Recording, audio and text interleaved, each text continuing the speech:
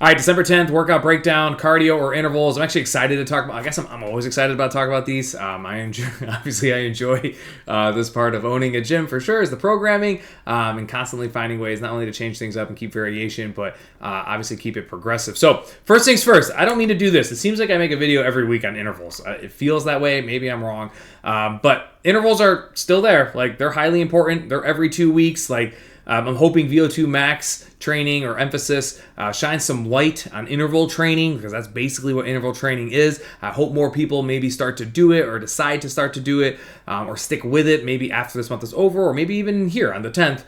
You guys could decide to kind of get back into it as we go. But I know a lot of people put the intervals on the back burner, forget about them, and just don't ever touch them. Next thing you know, in 6 months gone by, and you guys could have been working on these every 2 weeks. Regardless, they're still there. I won't talk anymore about intervals. The 9th, December 9th, I talked about, I made that video to go over the floor training, the VO2 max floor training. And the 10th is a flip. We're doing a full 180 here, and we're going to work on ceiling stuff. And there's a couple of little things in here I think are worth you guys hearing. So, again, I had posted a video on YouTube about VO2 max floor and ceiling training. When you hear ceiling, you just immediately think like hyper aggressive, not necessarily redlining and dying, but as much as you can handle, highly intensive, highly aggressive, heart rate is very elevated and spiking, just hard, right? Like, ceiling work is hard, but the caveat to that is it tends to be very short. So at least if you know it's going to be really hard, it's going to be fairly short in terms of volume, I guess, at the end of the day. We had a workout the other day. I don't remember what day it was, but I remember saying to the classes, if you guys actually do the math on how long we worked today, it was less than 20 minutes. It was less than 20 minutes of work time. And 20 minutes was actually a lot. When I was doing the math on some of the people, there were people in like the 16 and a half, 17 minute range. Over the course of the whole hour, you only did 17 or 18 minutes of work, but it was so aggressive and so taxing that it felt like it was the hardest workout you've ever done in your life. That's the quintessential ceiling training, right? Like, now that's not something you want to do every day. Like, you don't want to be doing that type of workout constantly. Diminished returns, beat down your body takes, a toll it takes. It's just unsustainable. But when it's precise and it's refined and there's a goal, it's incredibly valuable. And I don't know if I talked about this in the last video or the VO2 max video, but there's so much science behind VO2 max training. Like, there's a reason why they say cardio and aerobic conditioning is kind of like the elixir for longevity of life, whereas muscle birth, hypertrophy, strength training is your quality of life, right? You got to have a little bit of both. So you want to be able to do both, of course.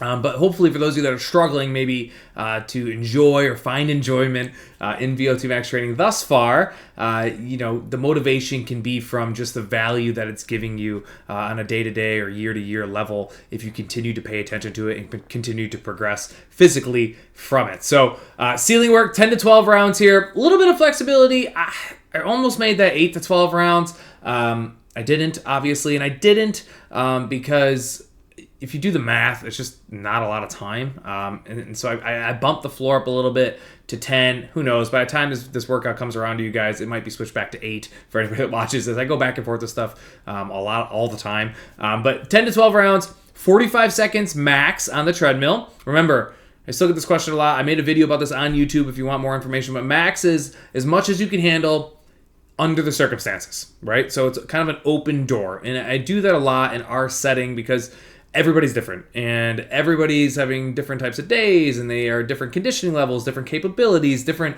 injuries, different all sorts of stuff. So pinpointing a specific number wouldn't be fitting for group. So max leaves the door open to you guys on an individual level, making that decision based off of whatever the heck's going on in your life and how well you know yourself. So 45 seconds at max. That, in theory, could be a dead sprint. Now, obviously, dead sprinting for 45 seconds is next to impossible, and doing it 10 to 12 times is probably completely impossible, but you get what I'm saying. So I think the first question is, like, do you want the 45 seconds at max to be consistent every single time? And the answer to that is it doesn't have to be. Like, the goal is to kind of tap your ceiling limits as close to it as you physically can, or all the way to it as many times as you can. And that's where a little bit of flexibility of the rounds comes in, is that you guys, I think, are actually cornering yourself in, or cutting your capabilities down if you hone in on a specific output. So what I'm saying is, if somebody comes in and is like, I'm just going to work at 80%, for these 10 rounds, like, okay, that's cool that you have a plan and you have structure, but the problem is that we're working on raising our ceiling. We can't do that if you box yourself into 80%. So the more we talk about this out loud, the more you should be leaning towards your max output. And again, although sprinting is your max output, it's completely unrealistic that you could sustain that. So you don't really want to sprint, but you want to get as close to that sprint as possible. Is it 80, 84, 85%? Can you start touching 90% for maybe the first handful of rounds? Who knows? Like, you guys got to figure that stuff out. But you do want to be like at the top. You want to be at the ceiling, no pun intended, of your aerobic threshold. Like, that's the goal. You then have a 45-second walk. Now, this is the debate to be had. Technically speaking, if you want to be able to maintain that higher output, and this can get a little confusing here, so bear with me. If you want to maintain the higher output, right, and you want to work on your speed and your absolute max ceiling output, then walking is what you want to be doing. Like, you need to recover in order to repeat those hyper aggressive outputs. What a lot of people will see is that jogging is in blue, so jogging must be harder and better.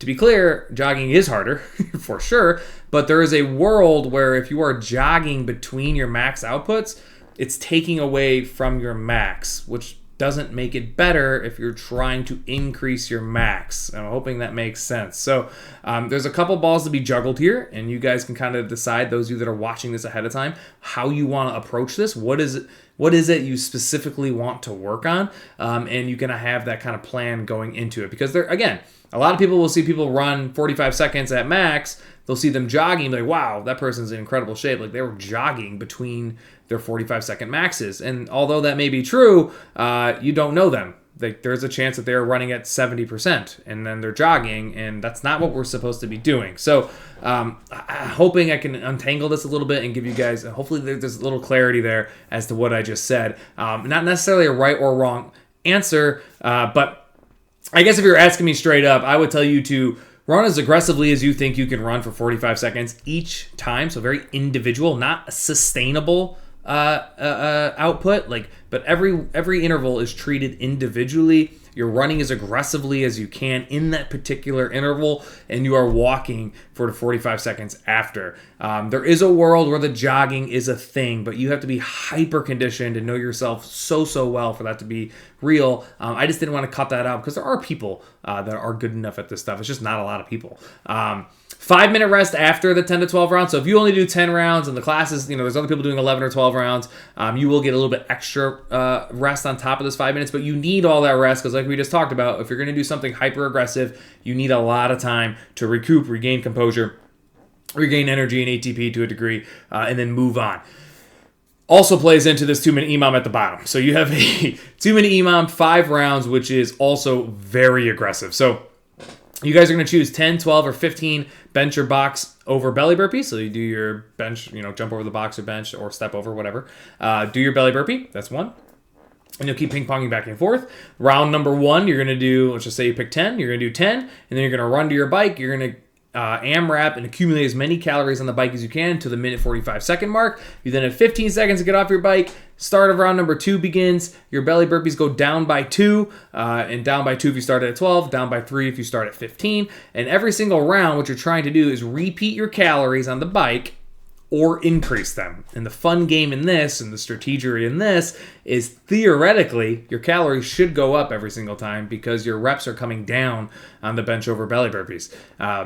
If you're not conditioned enough, though, that ain't going to work. If you come out way too hot on the bike the round number 1, probably not going to work. So there is a fun little game here to be played about trying to repeat that output on the calories or on the bike, or obviously, hopefully, see them go up a little bit. But again, a lot of that comes down to how well you know yourself. Following that, you got your core EMOM, which again, if you didn't know, I try to do this twice a month. I've actually failed at doing this twice a month recently. But here's the first one, December 10th. Hopefully I can find another time during the month of December to do this again. But this one, I really want to try to keep consistent. I want people to see improvement on this, work on progression, not only on the technical skill side in terms of like their movement getting harder, but their volume and their capacity getting better within whatever movement it is you're working on for these 8 minutes. So anyway, ceiling work, December 9th, I went over floor work, if you haven't watched that video, and then I also put a video up for the difference between floor and ceiling in a little bit more detail.